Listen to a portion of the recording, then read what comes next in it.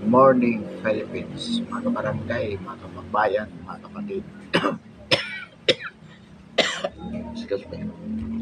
Ngayon po ay araw ng linggo, August 3, 2025. Pag-usapan po natin itong balita na di umano mayroong resolution sa Senado na nagsasabi na dapat ituloy ang impeachment trial kay BP Inday Sara. At ayon po sa balita, 4 na senador na ang pumirma sa nabanggit na resolution. Ito po ay si Senator Tito Soto, Kiko Pangilinan, Bam Aquino, at Risa Hontiveros. Pag-usapan po natin, ano po ba ang status ng kasalukuyang impeachment case laban kay BP Sara. Ang sabi po ng Supreme Court sa nabanggit na decision, ito ay unconstitutional at void ab initio. So, ibig po sabihin, ang nabanggit na impeachment case na nakapinding sa Senado ay labag sa Constitution o sa saligang batas. At dahil dyan, sabi ng Korte Suprema, itong impeachment complaint na ito ay void ab initio o ibig sabihin, walang bisa sa simula pa. Kung kaya, ang Senado, the Senate, has not acquired jurisdiction. Ang ibig ko sabihin, kahit sa simula pa lamang ay hindi nagkaroon ng kapangyarihan ang Senado upang magsagawa ng paglilitis sa nabanggit na impeachment complaint. Dahil dyan, sabi pa rin sa decision na ito, the decision is immediately executory. Na ibig po sabihin, in fact and in law, that impeachment complaint is ipso facto dismissed. Ibig sabihin, dismiss na po. So, yan ay na-dismiss na by virtue of the same decision.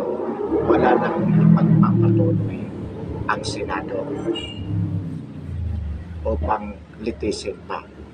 Ngunit, sa kabila na ganito ang decision ng Supreme Court, meron pa rin resolution na umiikot di umano at ito nga ay permado na ng 4 na senador, si Tito Soto, si Bam Aquino, si Kiko Pangilinan at si Risa Hontiveros. Sa 4 po na nakaperma dito, 3 ang hindi abogado. Si Kiko Pangilinan ay lawyer. So sa atin pong paniniwala, dapat po aksyonan itong ginawa ng mga senador nito.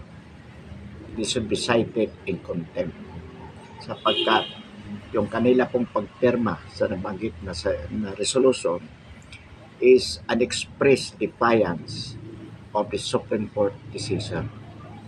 At si Kiko Pangilinan bilang abogado dapat po madisparsya. So ito ay tinatawagan natin dito si Atty. Topacio sapagkat itong si Atty. Topacio, siya po ang nag-file ng kaso ng indirect contempt of court doon sa mga taong nag-criticize na may panghalong pambabastos sa Supreme Court. Pero itong ginawa po ng 4 na senador, hindi lang ito basta pambabastos. Bagamat walang ginamit ng mga language, hindi man sila gumamit ng mga foul language. Nevertheless, considering the fact that they have filed or they have made a resolution to that effect and signed the same. So yan po ay talagang direct defiance sa decision ng Supreme Court. Kaya dapat po ito ay hindi palampasin. Mga kabarangay, mga kababayan, mga kapatid, ano po ang implication ng ginawa ng 4 na senador na ito? Nagpapakita po na talagang sila ay hindi marunong gumalang sa batas. Sila ay mambabatas, gumagawa ng batas, ngunit sila mismo ay hindi marunong gumalang sa batas. Sapagkat ang decision po ng Supreme Court ay bahagi po ng batas ng Pilipinas. Under Article 8 of the Civil Code, it says that the decision of the court referring to the Supreme Court forms part of the law of the land. So, ang decision po ng Supreme Court ay batas po na dapat sundin ng mamamayan ng Pilipinas, lalo na po ang mga senador bilang tagapagpagawa po ng batas. Ngayon, ang sinasabi po nila, dahil magpapile daw po ng motion for reconsideration ang House of Representatives, kaya hindi pa final ang nabanggit na decision. Hindi po totoo yun, sapagkat ang sinabi ng Supreme Court sa nabanggit na decision, it is immediately executory. So, ang ibig po sabihin, sinasabi ng Supreme Court na dapat agad ipatupad. So, kung sinabing dapat ipatupad, yan ay final na po. Sapagkat mahirap na pong mabaliktad in terms of motion for reconsideration ang nabanggit na resolution. Bakit po? It was a unanimous decision of the Supreme Court in bank. So, buong Supreme Court, 13 justices voted for the decision. So, paano po ba ito masasabi natin na may pagkakamali sa kanilang bahagi kung iyan po ay napagkaisahan ng buong Supreme Court with 13 justices voted for it without any dissenting opinion. Kaya nga po, unanimous. So, ang ibig ko sabihin, as of now, ang impeachment complaint ni Ulabang kay BP Sara ay dismiss na po, non-existing na. Even if sinasabi natin o sinasabi ng House of Representatives na sila ay magpapile ng motion for reconsideration sapagkat karapatan nila sa ilalim ng batas na meron silang 15 days mula na matanggap nila ang nabanggit na decision para mag-file ng motion for reconsideration. Ngunit, sapagkat sinabi ng Supreme Court na ang nabanggit na decision ay immediately executory, so sa tingin po natin ay talagang final na ang nabanggit na decision. At habang wala pong, hanggat hindi ito nare-reverse sa pamamagitan ng bagong desisyon, ito po ay standing. Kaya wala pong dahilan para sabihin ni Kiko Pangilinan na saka na magdesisyon ang Senado sapagkat ayon kay Senate President Cesar Escudero, sa August 6 kanila nang officially itatakil ang nabanggit na decision para magkaroon ng formal dismissal on the part of the Senate. Well, kahit na wala po, kahit walang gagawin ang Senado na pagdi-dismiss sa nabanggit na kaso, yan po ay talagang considered dismiss na nga sapagkat sinabi nga na ng Supreme Court na ito ay unconstitutional at ang decision, ang nabanggit na decision ay immediately executory. Ngunit kung gagawin man yan ng Senado sa August 6, yan ay formalidad na lang sa kanilang bahagi para magkaroon din naman ng official dismissal on the part of the Senate of the said impeachment complaint in consonance with the said Supreme Court decision. Pero ang mahalaga po sa aspetong ito, mga kabarangay, mga kababayan, mga kapatid, ay yung attitude o ang pananaw ng 4 na senador na ito sa pangunguna ni Tito Soto, sinundan ni Pangilinan, ni Aquino at ni Hontiveros. Nagpapakita lamang po na sila ay talagang hindi marunong gumalang sa batas. Sapagkat malabo naman po na sabihin natin na hindi nila naintindihan ang ibig sabihin ng nabanggit na decision. Inuulit po natin, the decision is standing. As such, it has to be complied with. Ano pong ibig sabihin? No further action for trial of the said impeachment. Kaya po, yung resolution na sinasabing napirmahan ng 4 na senador na ito, na ituloy, na nagsasabing ituloy ang impeachment trial, yan po ay express public defiance at the Supreme Court decision for which they should be held responsible, sapagkat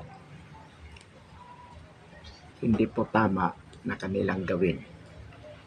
Hindi po yan kasama sa kanilang sinasabing karapatan, sapagkat at that point in time, wala na po silang karapatan para ipagpatuloy ang nabanggit na impeachment complaint. Marami pong nagsasabi na kailangan ituloy ang impeachment trial for the benefits of VP Sara, for her to prove that she is innocent from the allegations hard against her. Hindi po totoo yan, mga kabarangay, mga kababayan, mga kapatid. Sapagkat sa ilalim ng ating saligang batas, the accused is presumed innocent. And it is for the complainant to prove his allegation. So, ibig po sabihin, hindi tungkulin ni BP Sara na patunayan na siya ay inosente, sapagkat under the Constitution, she is presumed innocent unless otherwise proven guilty.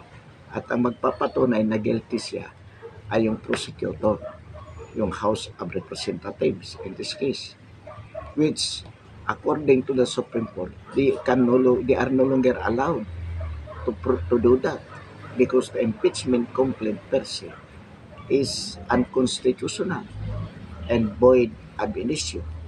Walang bisa sa simula pa lang. So, dapat lang po sundin. Kaya hindi po totoo ang pinalalabas nitong mga kalaban. Kasama po dyan si Erwin Tolpo, si Rapi Tolpo, at mga House of Representatives. They are making it appears na kaya gusto nilang matuloy ang impeachment trial for the benefits of Inday Sara. Ito po ay bahagi ng panluloko sa sambayan ng Pilipino. Hindi po totoo yan, mga kabarangay, mga kababayan, mga kapatid. Panluloko po sa sambayan ng Pilipino. Sapagkat kung wala pong valid complaints lamang kay Inday Sara,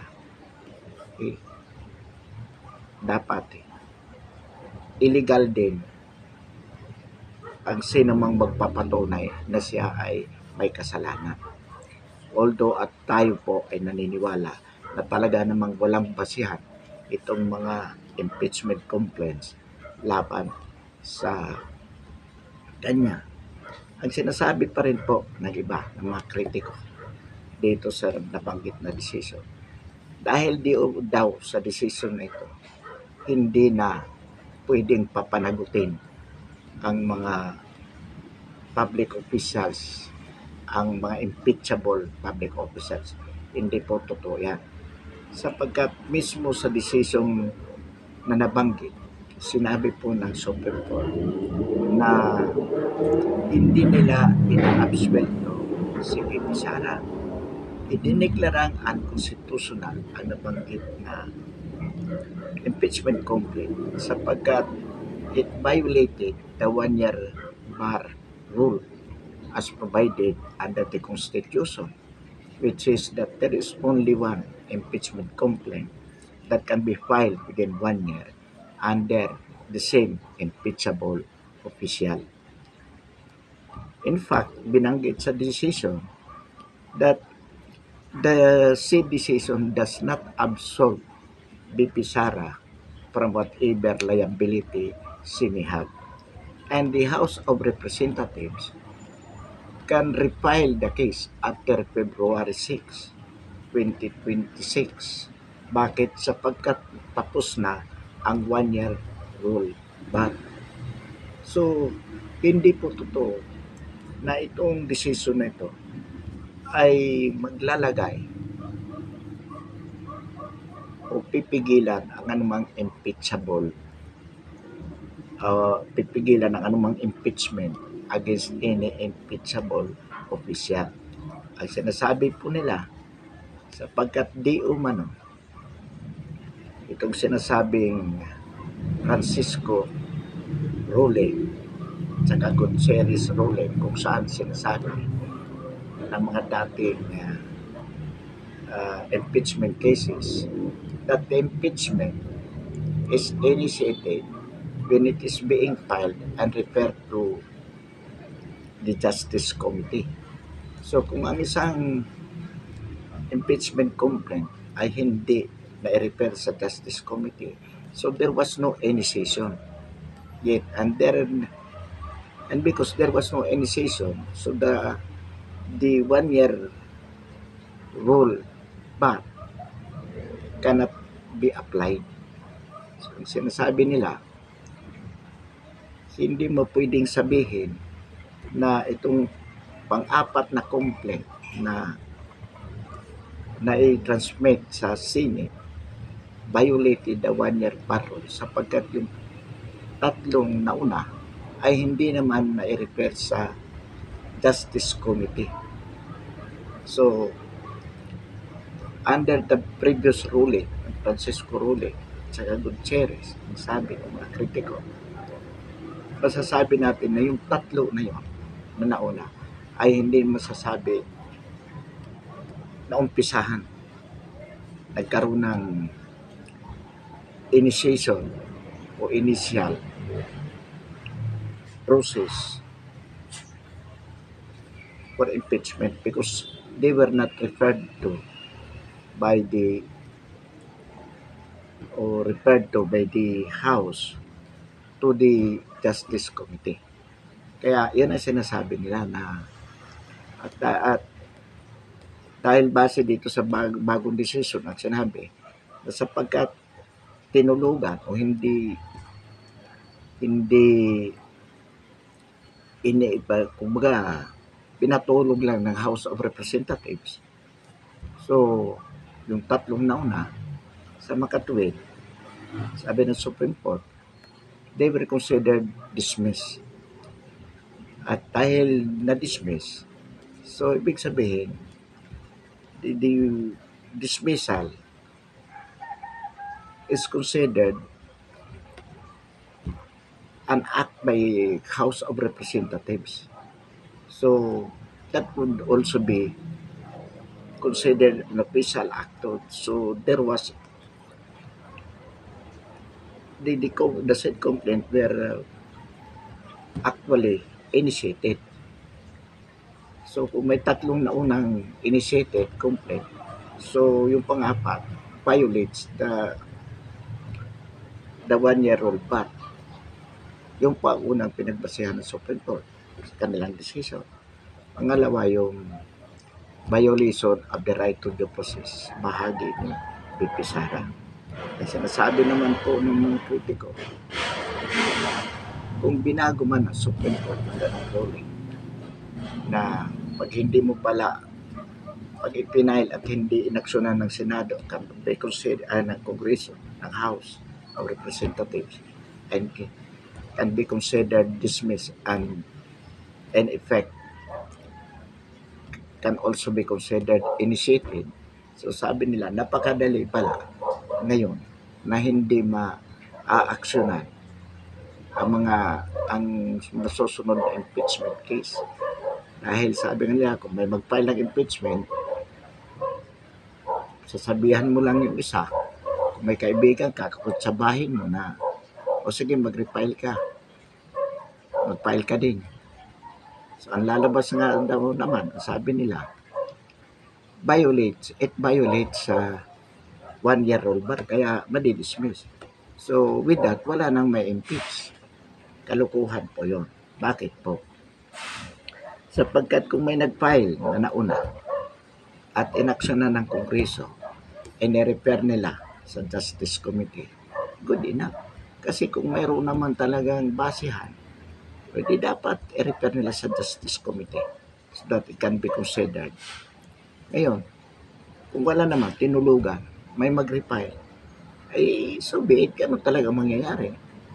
Because the second filing will be considered a violation of the 1-year bar rule. Because the first one, which has been filed, which even if it was not acted upon by Congress, so it can be considered dismissed. Sapagkat pag ipinail mo, officially, at no further action was taken by the House, in effect, that can be considered automatically dismissed. Sapagkat hindi naman pwedeng pag pinail mo, basta na i-file, tapos na yun. There should be an official act by the House of Representatives as to what to do with it. Pero kung hindi nila inaksyonan, so by operation of law, that is considered dismissed. And sapagkat hindi mo pinibasa ipinahal mo, tapos na. Kung hindi inaksyonan ng Congress, it will be left hanging there. So, kung ipinahal official yan, it was included in the order of business, but there was no further action taken taken about it, then by operation of law, it has to be considered dismissed.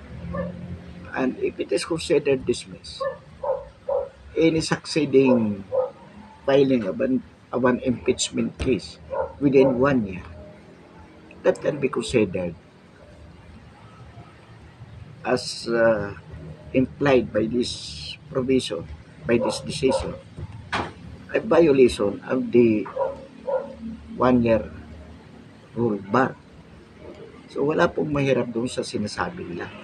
Ang problema po kasi, mga kabarangay, mga kababayan, mga kapatid, kung titingnan natin historically itong naunang complaint na ito, ay itong impeachment complaint against BP Sara, talagang maneuver kasi ito ng House.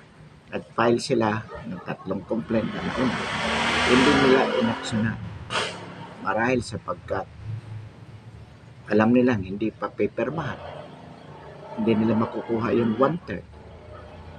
Pero or maybe because the complaint were not sufficient. So what could have been the reason? Sila lang ang nakakaalam doon.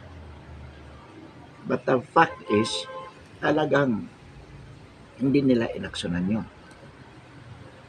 So by operation of law, the 3 were considered dismissed.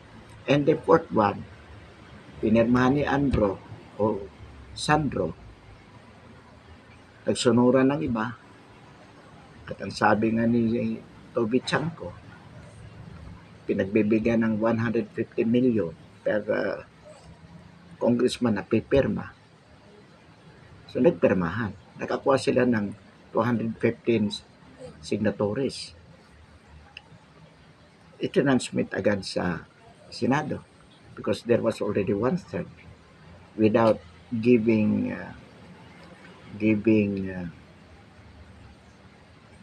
BP Sara, without according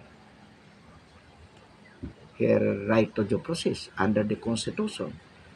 So, ang sabi ng Supreme Court, unconstitutional pa rin because there was a violation on the part of the House of Representatives regarding to the right of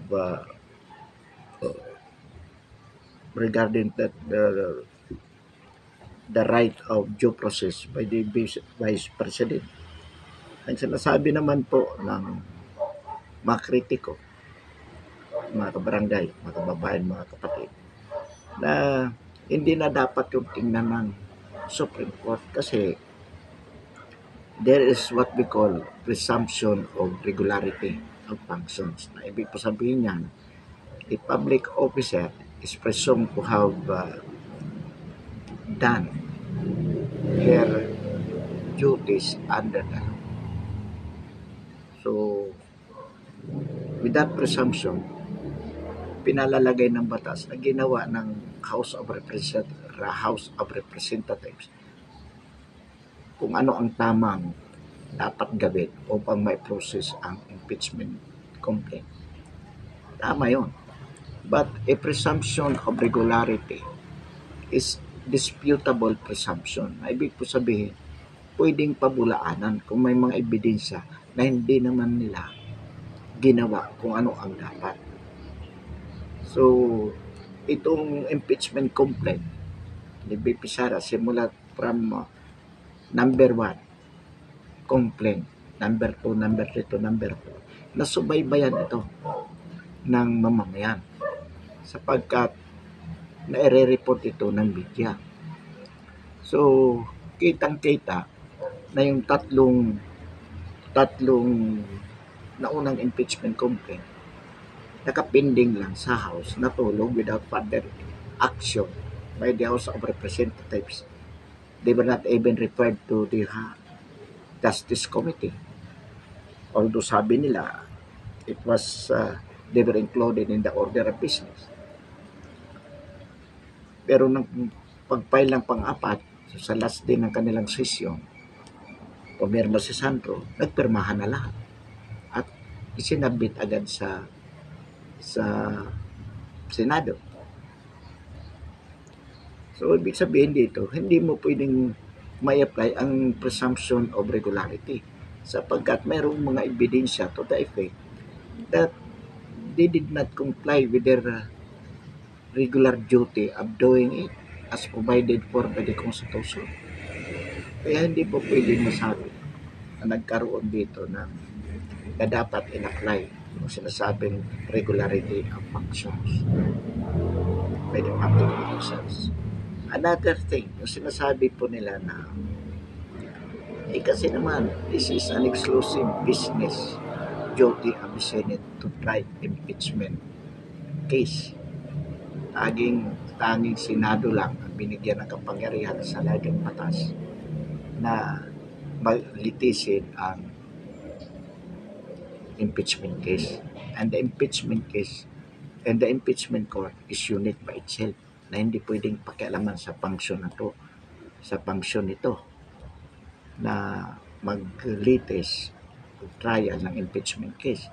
In the same way, ng House of Representatives also is exclusively given the power by the Constitution to initiate impeachment case.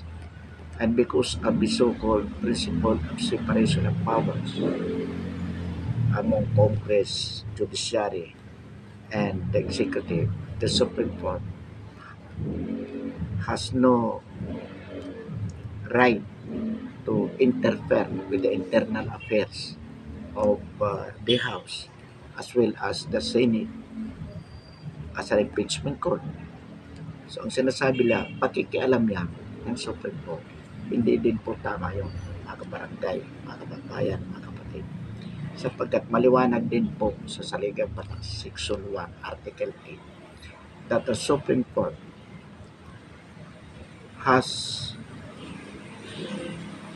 the power to determine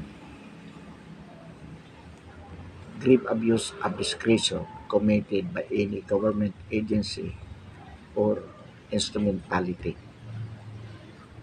Ang wording po dyan, judicial power includes the power of the Supreme Court to determine whether grave abuse of discretion has been committed by any government agency or instrumentality. So in other words, kapangyarihan po ng Supreme Court sa ilalim ng saligang batas, specifically Section 1 Article 8, na tingnan kung mayroong pang-aabuso sa alinmang bahagi o alinmang ahensya ng gobyerno. Kasama po dyan ang House of Representatives at ang Senate. Even if the Senate is acting as an impeachment court, or even if the House of Representatives is acting as the prosecutor of an impeachment case, may kapangyarihan po ang Supreme Court na tingnan. At dito, tiningnan po nila at nakita nila na mayroon, sapagkat hindi tinupad ng House of Representatives yung tamang proseso tungkol sa impeachment. Kaya po, idiniklara ng Supreme Court na unconstitutional. Kaya hindi po tama na sabihin nila ang ginawa ng Supreme Court ay pakikialam. At hindi rin po tama na sabihin na wala rin pakialam ang Supreme Court sa Senate as an impeachment court or sa House of Representatives as the prosecutors, sapagkat kung may pang-abuso sa kanilang tungkulin, if there were grave abuse of discretion committed by the House of Representatives or by the Senate as an impeachment court in the process of an impeachment case, the Supreme Court has the power to determine it and declared unconstitutional as it is given that power. Furthermore, mga kabarangay, mga kababayan, mga kapatid, it is very, very clear that only the Supreme Court has the power to interpret what is constitutional or not.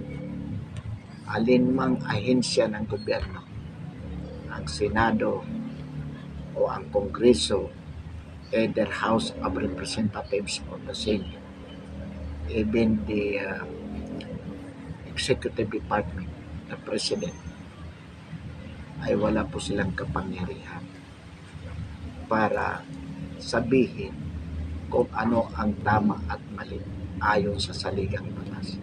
Tanging Supreme Court lamang. Kaya po, mga kabarangay, mga kababayan, mga kapatid, inuulit po natin, marami pong nagsasabi na yung UP faculty o college of law, na kumbaga ang tingin nila sa sarili, sila na yung pinakamagaling dahil sila ay mga faculty na bumubuo ng college of law ng University of the Philippines. Kaya kumbaga magaling silang, very confident sila, naglalabas ng mga ganong pronouncement. May mga sulat na mali itong desisyon na ito ng Supreme Court. Wala po silang karapatan na gawin yan. O wala silang kapangyarihan para gawin yan. Sapagkat anuman yung kanilang sinasabi, kahit na sabihin ng lahat na ng faculty ng UP College of Law o lahat ng faculty ng College of Law in the Philippines, magsama-sama pa sila at sabihin nilang mali ang Supreme Court, sila lang ang tama, wala